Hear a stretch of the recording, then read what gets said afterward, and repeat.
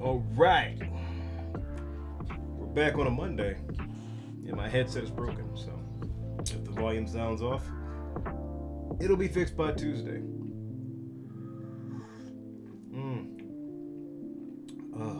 Okay. Well, today I want to talk about a little change in mindset that really helped change the face of what con art is, and really helped me persuade people into what they're getting is worth what they're paying for. And that's the question of how you designate yourself and what do you do. And even though it's called con art, I do a lot of design work. I do not designate myself as an artist.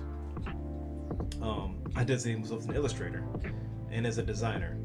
And that key designation, the designation between a artist and a designer, is super important. It is a long-going mindset with people. When they see art, they underappreciate it. It's underappreciated. It's underappreciated as an asset. It's underappreciated as a form of communication. I'll go down the list. That is why I choose to call myself a designer. At this point, you're asking yourself, well, what's the difference between a designer and an artist? A designer, when you hear the word, you're designing something. A designer is a problem solver. It's a problem. It's a solution to a visual problem. So instead of calling myself an artist, I call myself a designer. I seek solutions through visual communication. Like, well, you do a lot of cutesy stuff. You draw people's faces. How was that? How was that design? Well, you come to me with a problem. I want to have my face, drawn up in a certain way. And I like your art. Well, for me to design that, for me to solve this problem and make it look good, I'm gonna do this, that, and the other. I'm gonna go through a process to get you the best product, and in the end, there's a lot less intuition. There's a lot less, what they would say, ethereal creativity applied to that. When you're a designer, you're a problem solver. When people come in with for a logo design or a piece for merchandise, like I'm hiring this artist, I'm like I do design. I don't call myself an artist. People don't respect artists really. People don't respect art.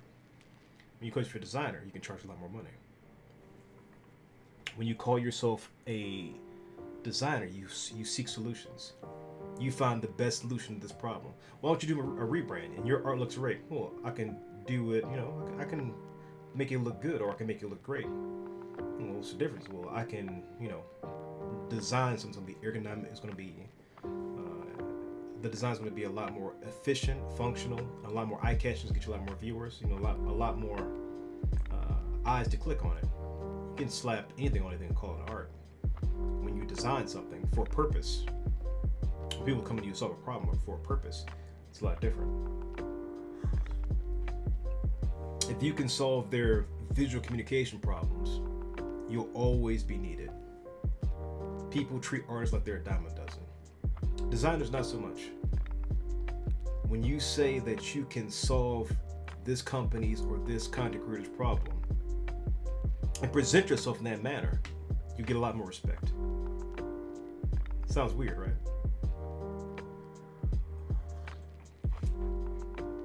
That is one of the main reasons when people say, "Oh, I love your art." I'm like, "Oh, thanks." My favorite artist. I'm like, I get by. I'm not really. I don't really consider myself an artist, even though I make art. Like, I don't really move from a place of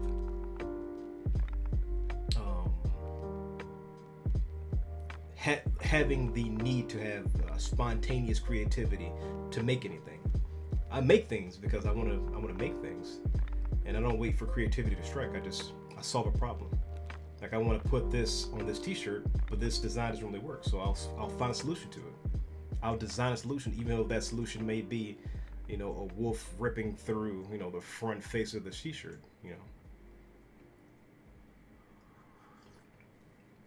which is something I have drawn. It really helps people to get a better understanding of your value as a visual communicator and as a designer. So when you market yourself, be very mindful of the titles you choose. And sadly, until we get to a point where we can, the title may garner a little bit more respect, I will consider myself a designer, problem solver, solution oriented. Designers don't need motivation. Not motivation. Designers don't really move from creativity. They have creative moments, but they move those creative moments with a solution in mind. And a lot of people are through the language we use. A lot more people understand that, as opposed to paying an artist more money than a designer. Designers will always probably garner more garner more income through their title. So one thing to think about. Hopefully it helps you guys out. Very short video today. I'm already running late for the stream, so I had to take the dog to the vet. Got back. She had a little minor surgery. She's doing fine. She's recouping. News. What's the news? Today's Monday.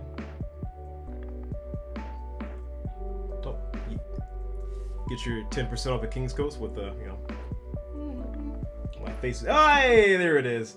Go conquer. Get 10% off at kingscoast.com for your coffee needs. Right now I'm doing the monthly blend. It's pretty good. It's like my 4th or 5th pot. Not today, but this week. The emo course will be going on sale around the 15th. And after that, next month it'll move up to $100 for the course.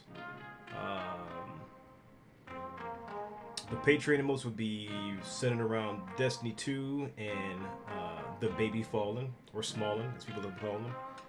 I'll be doing a introductory introductory tutorial on how to get started in pixel art for Patreon.